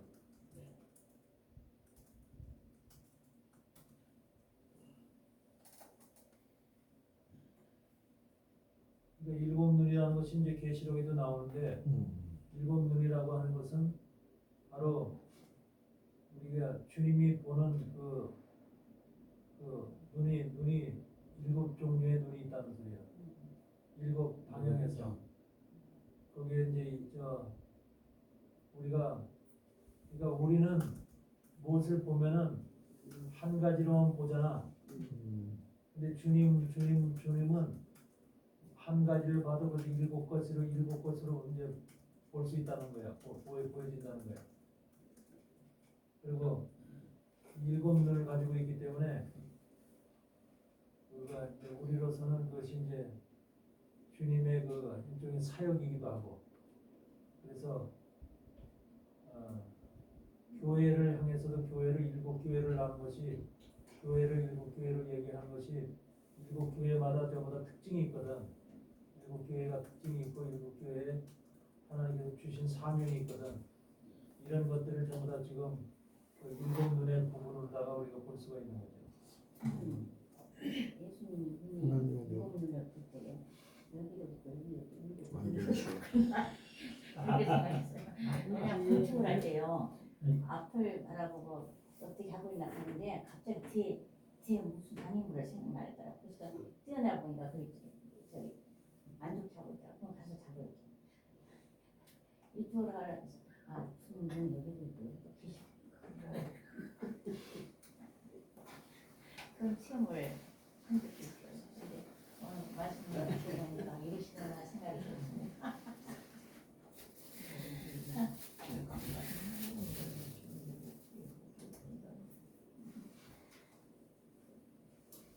10절에 보면 만군의 여호와가 말하노라 그날에 너희가 각각 포도나무와 무화과나무 아래로 서로 초대하리라. 포도나무와 무화과나무, 포도나무라는 것은 이제 이방 교회들을 향해서 얘기하는 식이거든요. 예. 무화과나무는 이제 이스라엘 유대인들을 두고하는 소리인데, 그래서 포도나무와 무화과나무 아래로 초대하리라. 마지막 종말에 바로 이와 같이 포도나무 이스라엘과 바로 이방인들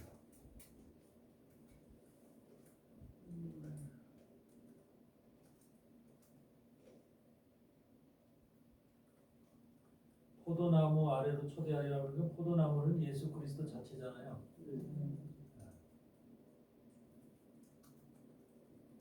무화과나무는 율법 나무니까 이것은 이제 모세라고도 볼 수 있는 거죠.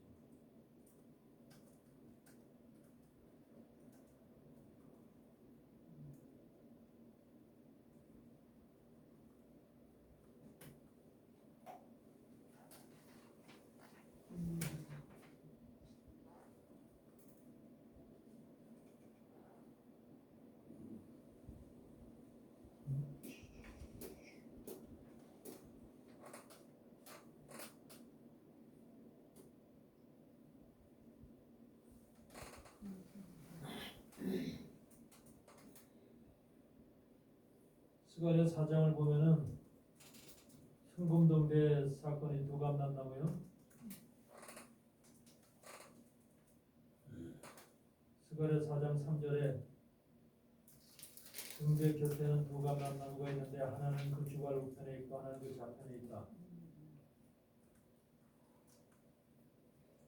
이거 일곱 교회와 일곱 교회와 두 감람나무는 금관으로 연결돼 있죠. 예. 금관으로 연결돼 있어서 두 감람나무로부터 나오는 금기름이 교회에 공급되어져야만 일곱 교회가 불을 밝히죠. 예. 공대가. 예. 그러니까 이것은 구약의 말씀과 바로 신약의 교회들이 서로 연결돼 있음을 말하는 거죠.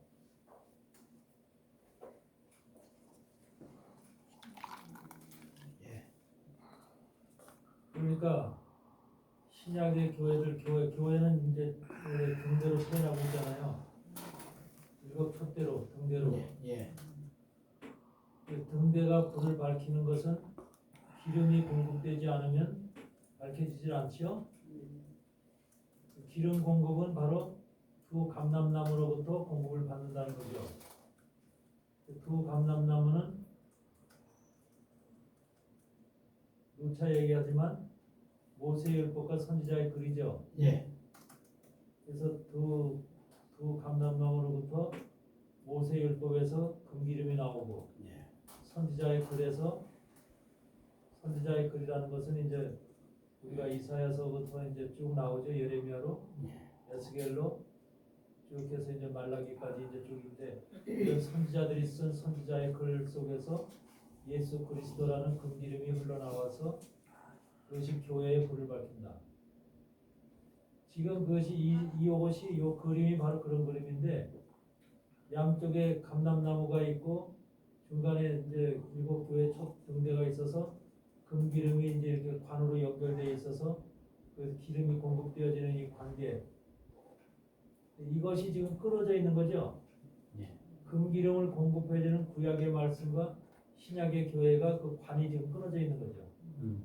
그것이 현대 교회의 모습이죠.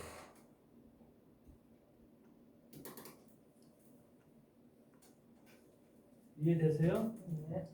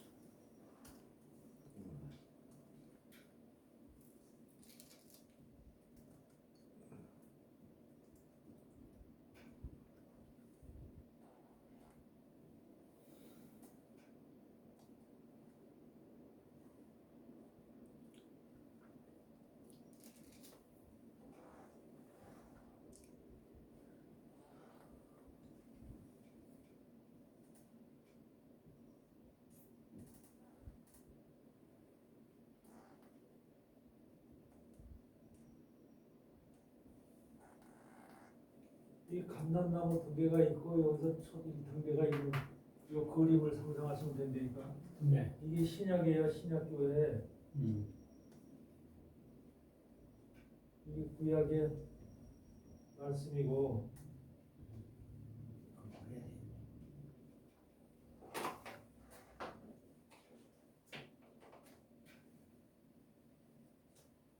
이게 모세의 율법이잖아. 예. 이거는 엘리야 선지자의 글. 이 모세의 율법과 선지자의 글 두 가지가 금기름으로 여기서 공급이 돼야만 이 불이 켜지죠. 예. 이걸 계시록에서는 바로 하나님의 말씀, 이것을 하나님의 말씀과 예수 그리스도의 증거라고 얘기를 하는 거죠. 예.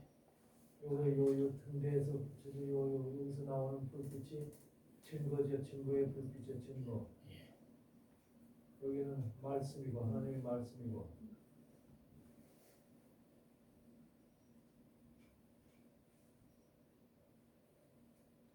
이것이 이렇게 연결이 돼 있어야만 온전한 교회 역할을 하는 건데, 지금은 이거 연결이 어떻게 돼 있어요?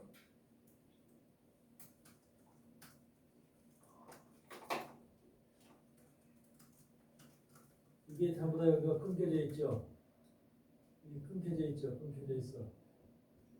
그러니까 이 기름이 공급이 안 되니까 여기 불이 켜 있어요, 꺼져 있어. 불이 꺼져 있는 거예요. 이 불들이 꺼져 있으니까 지금 이렇게.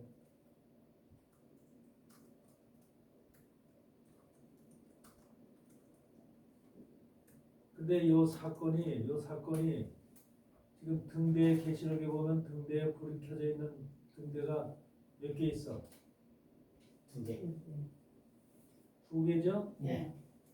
근데 두 개는 왜 그 불이 켜져 있어? 두 개는 왜 켜져 있어 불이?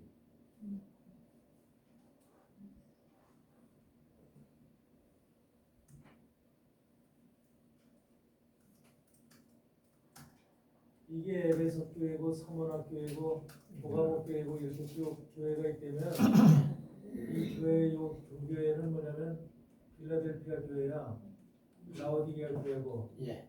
이 종말의 교회, 종말의 교회. 그러니까 이것이 종말의 교회가 종말이 되었을 때라야 비로소 요 관계를 안다는 거야. 요 관계를. 그러니까 구약의 여러 두 감람나무에서 기름이 공급되어지는 것을 안다는 거야. 요 시대에는 5교회가 지날 때까지는 이 상황을 말씀을 이해하고 깨닫지 못한다는 소리야. 이 말씀을. 그러니까 여기서 필라델피아 교회 시대가 됐을 때 비로소 뭐로 하는 거죠? 하늘 문이 열리잖아. 그렇죠? 예. 하늘 문이 열리는 이런 사건이 발생하죠. 하늘 문이 열리면서 결과적으로 하늘 문이 열렸다고 하는 것은 하늘에서 하나님의 지혜의 영이 내려오는 거죠. 지혜의 영이 내려와서 모든 그 하나님의 말씀을 그동안 알지 못했던 말씀들이 깨달아지면서 새롭게 보이면서 이제 새로운 세계가 전 세계적으로 다 이제 하늘의 문이 열리면 인생 세상적으로도 교회적으로도 영적으로도 물질적으로도 모든 것들이 전부 다 하늘로부터 이런 은혜가 내려와야만 하나님의 지혜가 내려와야만 세상이 그렇게 이제 움직여지는 거거든. 빌라델피아 교회 시대가 됐을 때부터 바로 세상의 문명이 발달하면서 문물이 생기면서 혁명이 생기고 문화혁명이 생기고 이런 것들이 생기면서 세상이 발달하게 되죠. 네. 지금 세계 역사가 그렇게 진행돼 왔잖아요. 네. 그러면서 바로 여기에서 이 시대에서부터가 바로 이제 뭐냐면 종말이라고 하는 것이 시작되는 거죠. 예. 종말이. 그래서 종말의 교회는 빌라델피아 교회하고 라오디게 교회 두 개의 교회가 있는 거죠. 네. 두 개가 남는 거죠. 두 감람나무와 두 증인이 되는 거죠. 예. 그래서 여기서부터가 증인의 교회, 빌라델피아와 라오디게 교회부터가 증인의 교회가 되는 거예요. 증인의 교회.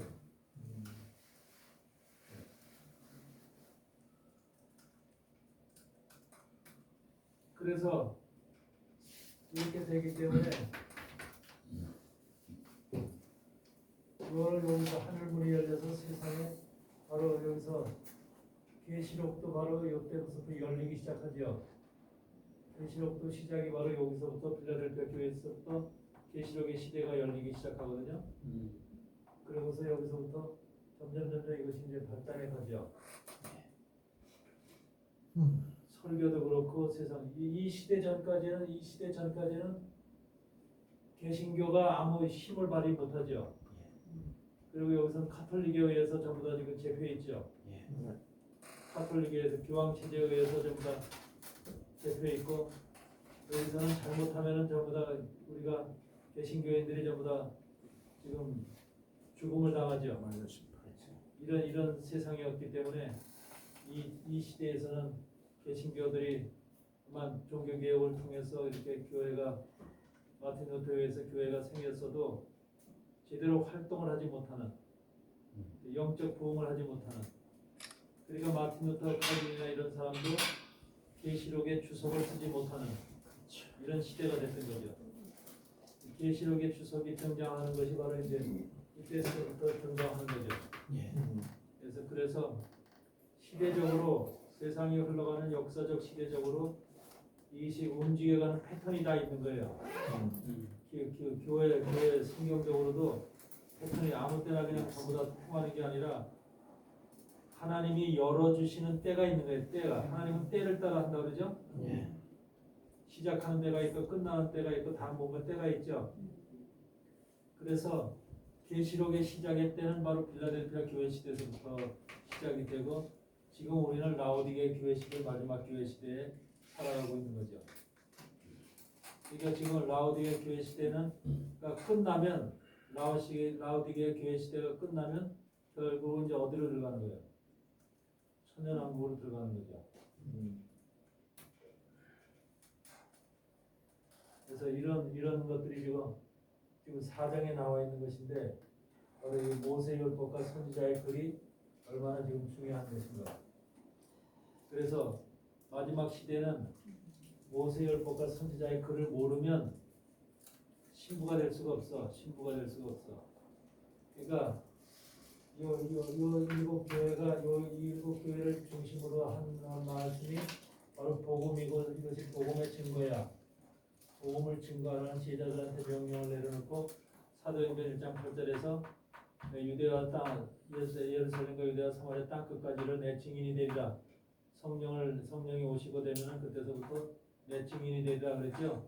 증거의 말씀 제자들 보고 증거하라는 약속을 하고 가신 거예요. 명령을 내리시고 증거를 제자들이 한 거죠.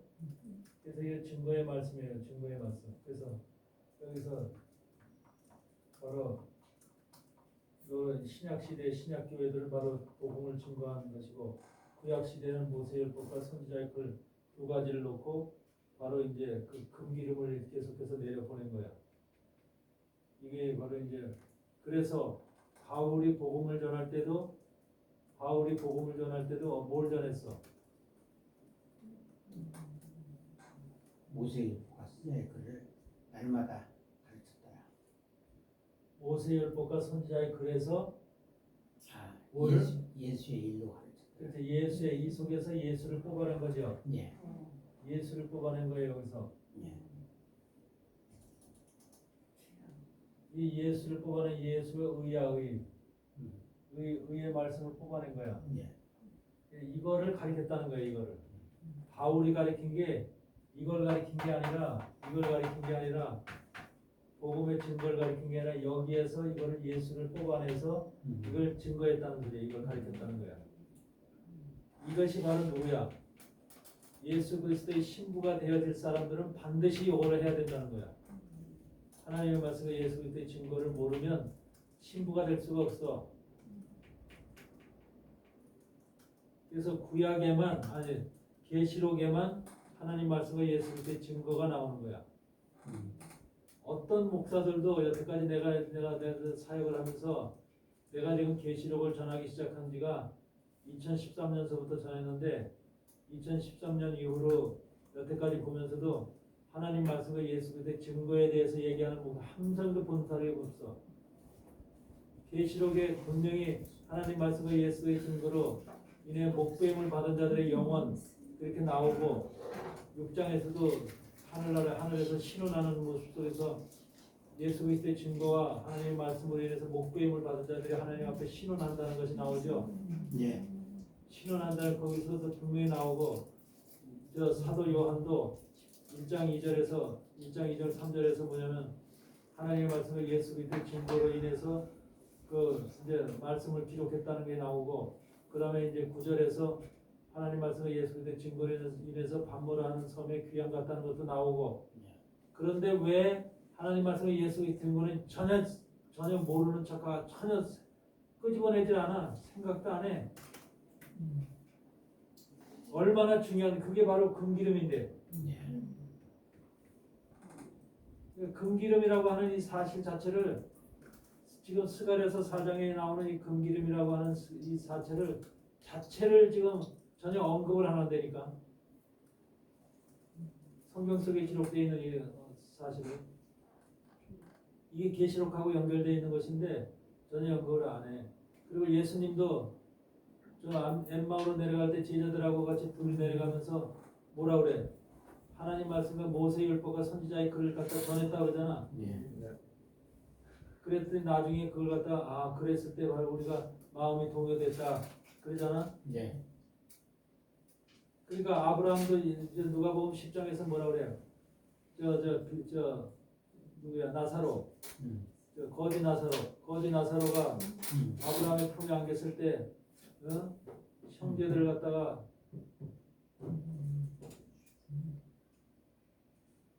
꺼요.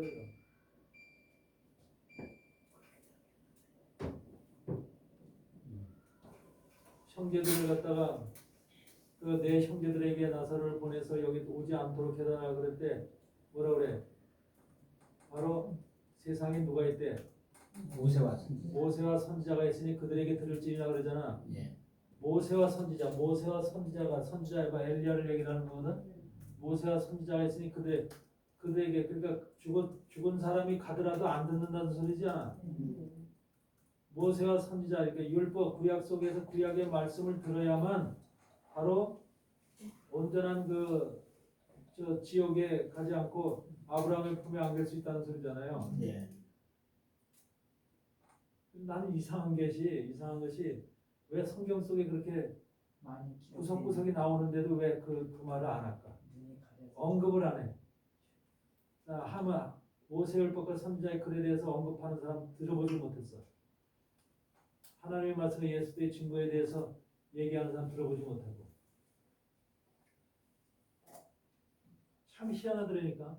국내에 계시록 강해하는 목사님들이 많이 있어도 많이 있어도 눈이 이만큼 지금 어둡다는 거예요. 영적으로. 알려하지 않는 눈이 아직도 이제 들리다. 이것을 모르면 안 돼. 여기 바로 이게 스가랴서에는 이거 지금 굉장히 중요한 말씀이 나오는데 이 말씀이 바로 마태복음 17장에 있는 변화산상의 사건과 연결되는 거잖아요.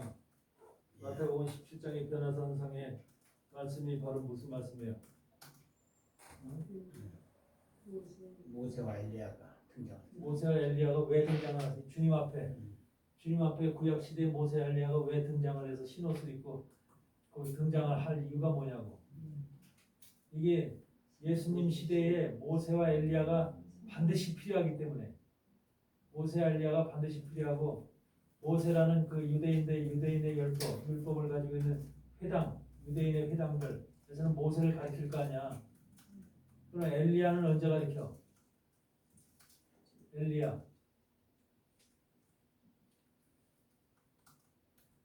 엘리야는 바로 마지막 시대 종말의 교회가 엘리야 교회라고 그랬잖아요. 예.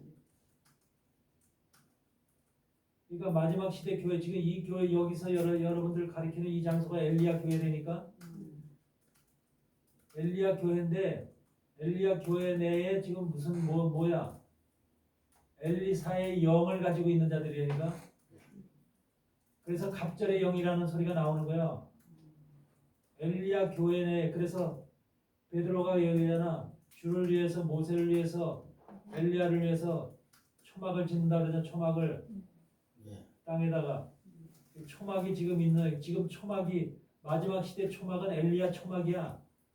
마지막 시대 종말의 교회 계시록을 가리키고 하나님 앞에서 온전히 설 수 있는 모든 것을 하는 교회가 엘리야 교회면서 엘리야 초막이야. 지금 모세의 초막은 있어 없어? 유대교 회당이야. 그렇죠. 유대교 회당. 주를 위해서 초막이 있어 없어? 교회야. 일반 교회들. 거기서 주님 얘기하는 거잖아. 예. 근데 주님 얘기하면서도 마지막 종말의 계시록 얘기는 안 하잖아. 그러니까 계시록 얘기는 따로 계시록을 가리키는 하나님의 교회는 엘리야 교회는 따로 있다는 거야. 따로. 예. 주의 교회와 엘리야 교회는 다른 거야. 그러니까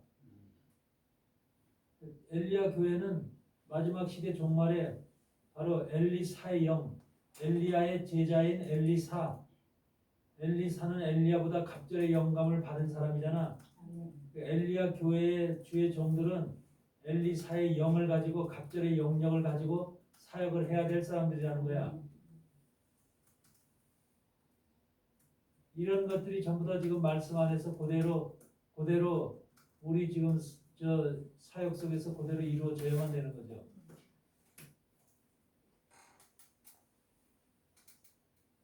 맞습니다.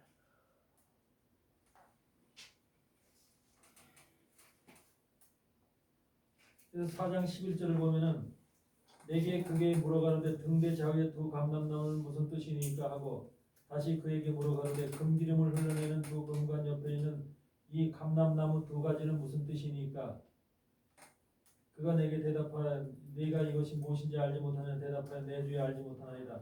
바로 14절에 보면 가로되 이는 기름 발리운 자 돌이다. 기름 발리운 자 돌인데 온 세상에 주 앞에 못이 섰는 자니라. 예수님이 이 땅에 오셨을 때 주 앞에 못이 섰는 자 이게 바로 모세와 엘리야잖아요. 마태복음 17장에 예. 주 앞에 못이 섰는 자가 따로 있었어요? 누구 있었어? 모세와 엘리야. 그들이 바로 구약 시대 기름 발리는 자제야. 선지자로 기름 발렸고 모세도 선지자로 기름 발렸죠. 그래서 이 두 사람이 바로 구약 시대 전체를 대표하는 바로 주의 종이면서 선지자지요. 네.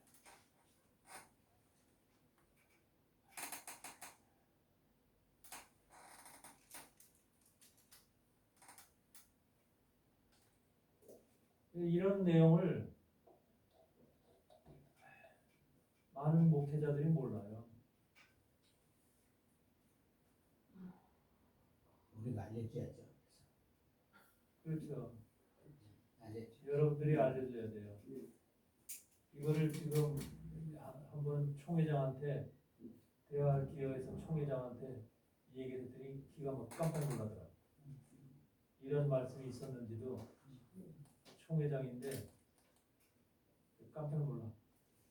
그러면서 굉장히 그 한마디로 말하면 충격받았어요. 예. 그러니까 말씀이 없구나. 이런 거는요, 하나님이 진짜 영을 열어 주셔야만 보이는 거고 깨닫게 하는 거예요. 네. 이게 나도 예전에는 이건 무슨 말인지도 몰랐어요. 그런데 계시록 책을 쓰면서 계시록 책을 쓰는 중간에 이 말씀을 딱 읽으면서 여기다 팍 놓아주는 거예요. 나도 그래서 깜짝 놀랐다니까요. 그러니까 근데 일반 말씀이 딱딱딱딱 연결되는 거예요. 그렇게 가지고. 그런데 목사님 일반적으로 사람들이 이제 교회에서는 그 두 감람나무를 여호수아하고 수굽바벨을 주로 얘기해요. 여호수아 제사장하고 수굽바벨 왕 제사장과 왕으로 얘기를 해요. 왜 그렇게 얘기를 하죠? 그거는 이제 그 구약 시대 성전을 지은 사람들이 음, 이제 바벨론의 포로로 돌아와서 지은 사람들이 성전을 지었다고 해서 그 사람들 갖다 얘기하나 본데 네네. 전혀 관계 없는 거예요. 그런 거죠. 잘못된 거죠. 엄청나게 잘못된 건 아주 그렇게 일반적으로 얘기하죠. 보는 방향부터가 잘못된 거죠. 왜 바벨론의 포로로 붙잡혀갔다가 돌아와서 성전을 재건하는 그 상태가 그 상태로서 그 이스라엘의 역사가 마무리되어진 게 아니거든요. 네. 종말이라는 다른 이 지금 스가랴서는 종말을 얘기하는 거예요. 종말을. 그런데 이 바벨론의 포로로 들어와서 바로 스룹바벨을 통해서 여호수아를 통해서 이 성전을 재건할 때 그들이 와서 바로 성전을 재건할 때 그렇죠. 그 사람들을 들어 쓴다는 것은 이 성전 재건에 초점을 맞춘 거죠. 성전 재건에. 성전 재건을 얘기하는 게 아니에요. 그 요한계시록을 통해서 이 말씀을 전체를 다시 투명해서 봐야 될 것 같아요. 그래서 왜 12장에서 왜 두 감람나무와 두 증인이라는 말이 나오는지. 두 감람나무와 두 증인이라는 그러니까 오직하면 미친놈들은 자기 이름을 갖다 집어넣고 박태선이 두 감람나무 제사장. 그렇게 하는 인간들도 있잖아요. 또 그걸 믿고 또 그걸 따라가는 사람도 있고. 네.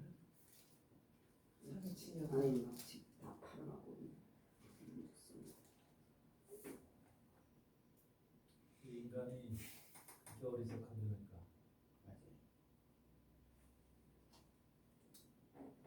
하나님은 절대로 사람을 안 믿어.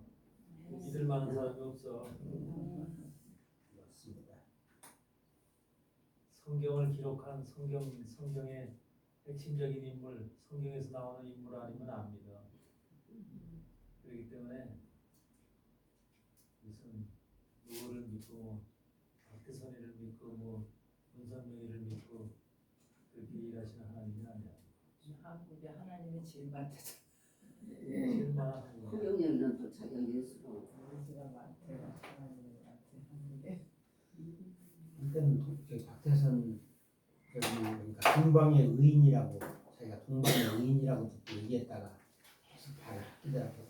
선생님의 매력적이 있는 저거는 다 갖다 붙이고. 네. 뭐 신천지도 아주 멋있는 이름인데 사람들 마음을 흘리려고. 이단들이도 잘 해요.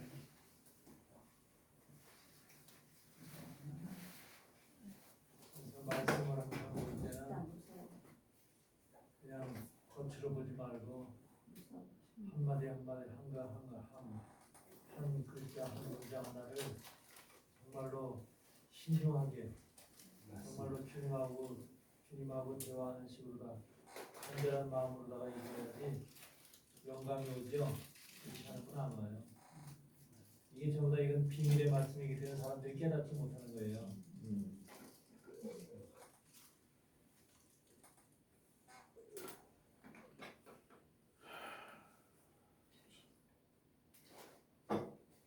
오늘 여기까지 합시다. 예. 감사합니다.